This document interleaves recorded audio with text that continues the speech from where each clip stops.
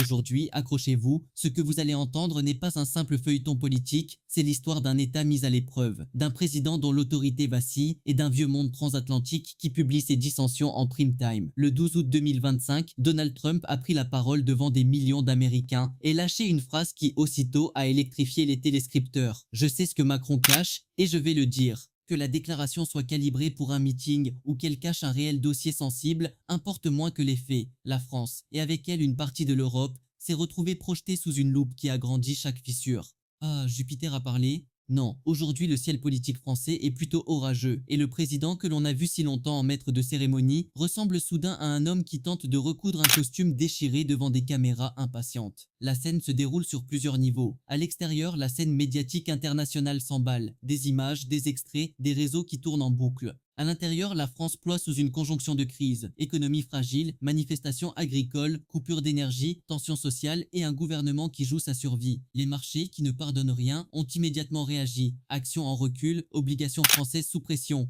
primes de risque qui montent, autant de signaux nets que l'instabilité politique coûte cher et vite. On parle d'un climat financier pesant, d'investisseurs recalculant leurs risques, alors que Paris tente de contenir la crise. Le diagnostic est sans ambiguïté. Quand la politique chancelle, l'économie suit. Et quand l'économie tousse, c'est toute la crédibilité de l'exécutif qui se trouve en sursis. La chronologie fait mal. Déjà, début août, l'attention était focalisée sur Bruxelles, où les tensions n'étaient plus seulement des affrontements de protocole. Giorgia Meloni et Viktor Orban avaient publiquement défié Emmanuel Macron, questionnant la légitimité des propositions françaises en matière de budget et de souveraineté européenne. Puis sont venues les vagues de colère intérieure. Agriculteurs sur les routes, syndicats de l'énergie en grève, écoles menaçant la rentrée. La combinaison est explosive. Les manifestations des producteurs ont rappelé que pour des millions de citoyens, l'Europe n'est pas abstraite. Elle se juge au prix du carburant, au prix du blé, au prix du panier alimentaire. Quand la FNSEA ou les routiers bloquent des routes, les conséquences se voient immédiatement dans les rayons des supermarchés. Ce n'est pas un détail, c'est la traduction concrète d'un malaise politique. Là-dessus, une voix internationale, Trump projette une accusation de masse.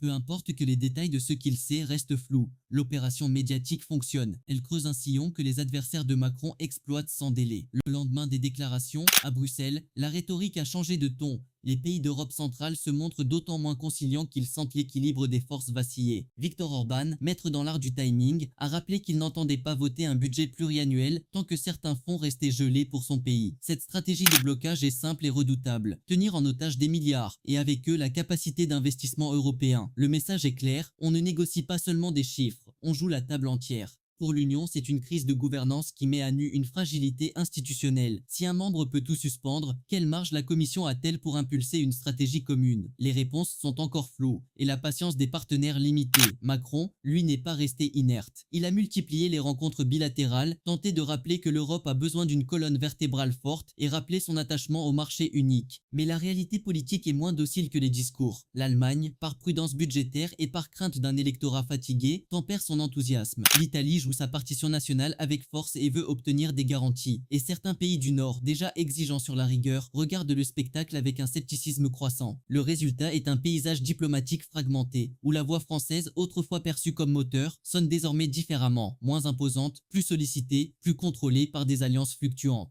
Macron doit donc changer de stratégie, moins de grandiloquence, plus d'art de la table et des petites victoires qui se voient. Sur le plan intérieur, la situation est tout aussi critique. Le gouvernement de François Bayrou, poussé à présenter un plan d'économie drastique, dans un contexte où le déficit public dépasse les limites européennes, s'est exposé à une motion de confiance qui joue la tension à haut risque. La perspective d'une débâcle parlementaire pèse lourdement sur les marchés et sur la perception publique. Si le gouvernement tombe, les scénarios les plus sombres deviennent possibles. Remaniement foisonnant, élections anticipées ou une période de gouvernance affaiblie propice aux extrêmes. Et quand les extrêmes progressent, l'Union se trouve à nouveau fragilisée. Les partenaires européens regardent, comptent, recalculent leurs alliances. Pour Macron, le calcul est douloureux. Comment tenir un cap européen ambitieux tout en préservant une majorité nationale fragile? Au cœur de ces dynamiques, il y a un autre angle essentiel, la voix de la Commission et sa présidente. Ursula von der Leyen, consciente de l'enjeu, a multiplié les signes de prudence et de fermeté, rappelant que l'Union ne peut fonctionner que si ses règles sont respectées et si les mécanismes de solidarité sont préservés. Mais ces mots ont un effet limité lorsque des chefs d'État opposent un veto de fait à l'action budgétaire commune. Le paradoxe est cruel. Comment défendre l'idée européenne quand les outils financiers sont sous séquestre?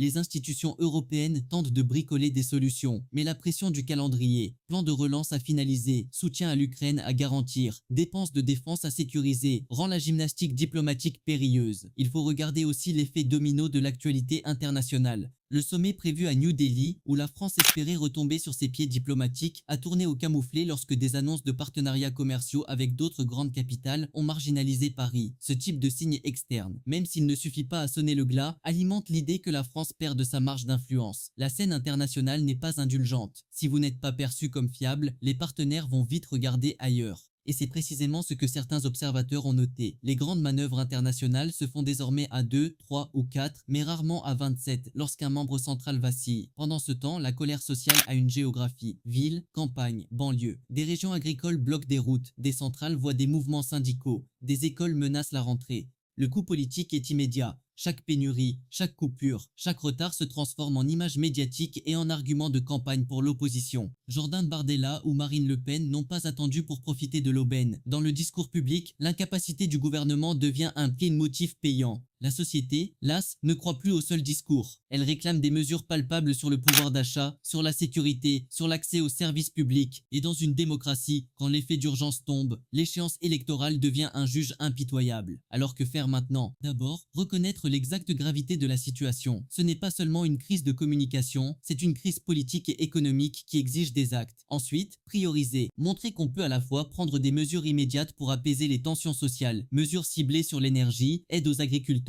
plan d'urgence pour la rentrée et engager en parallèle une diplomatie discrète pour débloquer, sous condition, des mécanismes financiers européens. Le dernier point est clé. Il ne s'agit pas de céder sur les principes, mais d'inventer des modalités opérationnelles pour que l'Union puisse agir, même dans une période de forte divergence. Enfin, changer le récit, admettre la réalité des difficultés, montrer le calendrier et les résultats, et ainsi reprendre la main sur l'histoire avant qu'elle ne vous soit écrite de l'extérieur. En somme, le 12 août a été une étincelle médiatique. Mais les flammes qui menacent la République étaient déjà allumées. Pour Emmanuel Macron, il est temps de démontrer que la capacité de gouverner ne réside pas dans l'éloquence des plateaux télé, mais dans l'art de résoudre, avec méthode et humilité, ce qui brûle aujourd'hui. Ah, Jupiter aura peut-être un soir moins besoin d'éclat et plus de soins concrets. Après la tempête médiatique et les manœuvres diplomatiques, le vrai test commence sur le terrain. La crédibilité, ce mot qui paraît abstrait, se traduit pourtant en chiffres, en décisions, en files d'attente aux stations-service, en factures d'électricité, en étals vides et en comptes bancaires qui trinquent. Ces réalités matérielles ont désormais un effet boomerang sur la diplomatie. Quand la confiance intérieure flanche, la voix extérieure s'affaiblit, et quand la voix s'affaiblit, d'autres acteurs se pressent pour remplir le vide. C'est précisément ce que nous observons aujourd'hui. La révélation ou le scandale médiatique lancé depuis Washington a été l'étincelle. Mais ce sont des caisses pleines de rancœur et des comptes publics sous tension qui ont alimenté l'incendie. Les marchés l'ont dit clairement. L'incertitude politique française pèse sur les actifs et oblige les investisseurs à recalculer leurs risques.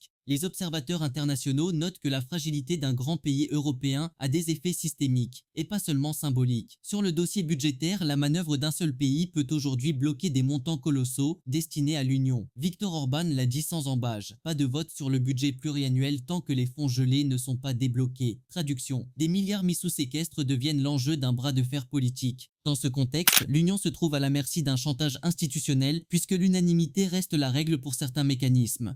C'est une vulnérabilité inédite qui met en pause des programmes indispensables, investissements dans la défense, transitions énergétiques, aide aux régions fragiles. Sans financement débloqué, la capacité de l'EU à agir rapidement face aux crises diminue. Et c'est bien là que la critique contre la France se redouble. On lui reproche de ne pas être en mesure de rassembler ou de proposer des alternatives viables. Ah, la belle idée d'une Europe efficace, mais qui continue de buter sur la mécanique des vétos et des intérêts nationaux. Pendant ce temps, la scène intérieure française s'emballe. Le pari de François Bayrou, appelé un vote de confiance pour valider une trajectoire budgétaire sévère, est devenu l'épreuve de vérité. Les syndicats, déjà sur le pied de guerre, annoncent des journées de mobilisation massive. Les organisations professionnelles menacent d'actions qui perturbent les chaînes logistiques. Les ONG et certains mouvements citoyens réclament des mesures de justice sociale plutôt que des coupes aveugles. Tous ces signaux convergent vers une conclusion. La société ne se ralliera pas à un discours d'austérité sans contrepartie tangible. Les économistes le répètent, l'incertitude politique peut miner la reprise et faire basculer une croissance fragile en stagnation. Les chiffres provisoires publiés ce mois-ci montrent une croissance modeste mais insuffisante pour absorber des chocs majeurs. On est loin d'un tapis rouge économique. Macron le sait et peut répéter ses grandes déclarations autant qu'il veut. Mais la politique en démocratie exige des preuves. Moins de lyrisme, plus de mesures tangibles, Voilà la demande qui revient de toutes parts. Sur le plan diplomatique, la France voit ses marges de manœuvre restreintes. Le sommet commercial et les discussions internationales ont pris un tour pragmatique. Quand l'image d'un État se fissure, les partenaires étrangers cherchent la sécurité des intérêts avant la romance des engagements. L'annonce d'accords bilatéraux ou renforcés entre d'autres États et des puissances émergentes a rappelé que la diplomatie est souvent une course à l'efficacité et qu'un partenaire en difficulté est un partenaire moins attractif. Cela explique pourquoi certains acteurs internationaux ont senti le moment opportun pour recalibrer leurs alliances. La scène est devenue plus fluide, plus fragmentée et parfois plus brutale. On négocie là où l'on peut gagner vite et pas forcément là où l'on espérait construire des blocs larges. Alors que faire pour renverser la tendance? La réponse n'est pas simple, mais elle contient des éléments concrets. D'abord, une mesure d'urgence économique ciblée, un petit paquet budgétaire pour l'énergie et le pouvoir d'achat,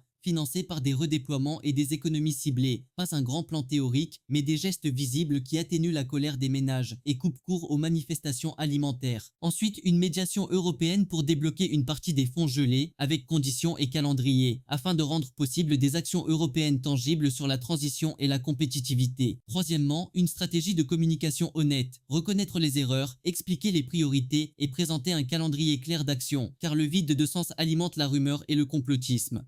Macron doit décider s'il restera dans la posture du grand dessein ou s'il s'engagera dans l'art plus ingrat de la reconstruction pragmatique. Ah, Jupiter a peut-être besoin d'un tailleur, veste moins triomphante, manches retroussées et un peu plus de travail de terrain. Mais attention au piège, céder trop vite sans condition est aussi dangereux que s'entêter. Si Paris accorde tout sur un plateau, il encourage la logique du chantage et affaiblit encore plus les institutions communes. La clé donc est l'équilibre, des concessions ciblées, mais une conditionnalité ferme. Montrer que l'on aide, mais que l'on exige la transparence et des réformes. Montrer que l'on soutient, mais que l'on vérifie. Ce mélange est difficile, mais il est possible, à condition d'avoir des interlocuteurs qui acceptent d'entrer dans une logique de compromis et non dans une logique de victoire unilatérale. Regardons maintenant le jeu politique national. L'opposition politicienne se régale. La droite et l'extrême droite voient dans la faiblesse du pouvoir une opportunité historique. Les partis centrés cherchent à se repositionner. Les groupes écologistes tentent de ramener la conversation sur des sujets structurels comme la transition énergétique. Un thème qui, s'il est bien traité, pourrait apaiser une partie de l'opinion. Mais tout dépendra de la capacité du pouvoir à agir vite et à ramener des résultats.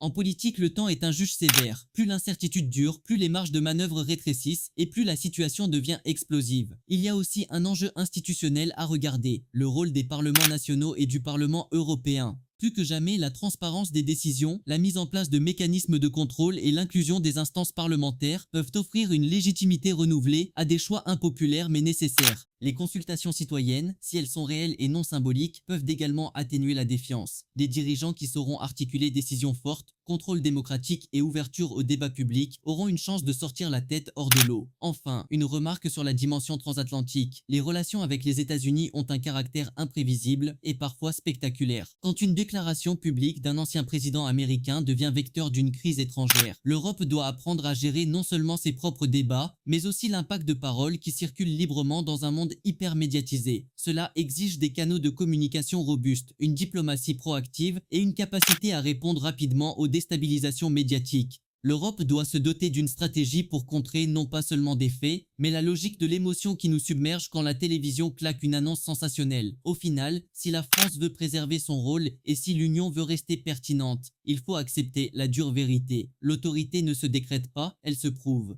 Elle se prouve par des décisions qui améliorent la vie quotidienne, qui sécurisent l'économie, qui renforcent la confiance mutuelle entre États. Macron a encore des instruments diplomatiques, budgétaires, politiques, mais le recours à ces instruments exige humilité et méthode. Abandonner la posture pour l'efficacité serait peut-être la meilleure stratégie. Non parce que c'est faible, mais parce que c'est sage. Ah, Jupiter, s'il veut encore gouverner l'histoire et non en être gouverné, il est peut-être temps de descendre de l'Olympe et d'enfiler des gants de travail. Merci d'avoir suivi cette seconde partie.